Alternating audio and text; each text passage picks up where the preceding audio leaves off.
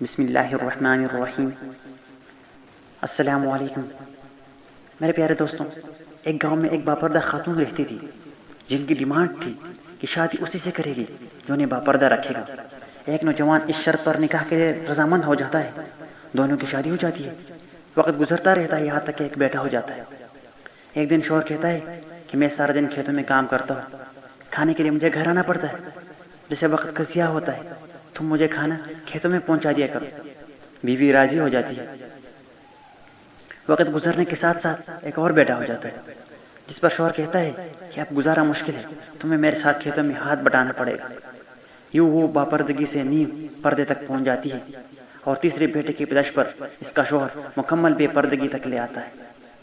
وقت گزرتا رہتا ہے یہاں تک کہ اولاد جوان ہو جاتی ہے۔ ایک دن یوں نہیں بیٹے بیٹے شوہر ہنسنے لگتا ہے۔ بیوی سبب پوچھتی ہے تو کہتا ہے تو بڑا پردہ کرتی تھی، آخر کار تیرا پردہ ختم ہو گیا، کیا فرق پڑا؟ زندگی اب بھی ویسے چل رہی ہے۔ عورت بولی کہ تم ساتھ والے کمرے میں چھپ جاؤ، میں تمہیں پردے اور بے پردگی کا فرق سمجھاتی ہوں۔ شوہر کمرے میں چھپ جاتا ہے۔ عورت اپنے بال بگیرنا رونا پیٹنا شروع کر دیتی ہے۔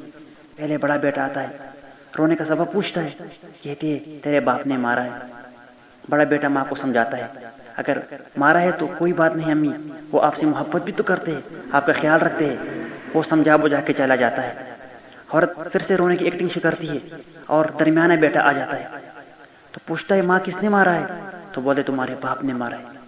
تو وہ باپ کو برا بلا کہہ کے چلا جاتا ہے۔ آخر کار عورت اب یہی ڈرامہ چھوٹے بیٹے کے سامنے کرتی ہے۔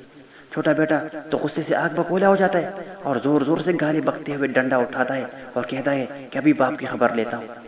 پھر عورت شوہر کو بلا لیتی ہے کہ پہلا پردے میں وقت پیدا ہوا، اس نے تمہارا پردہ رکھا۔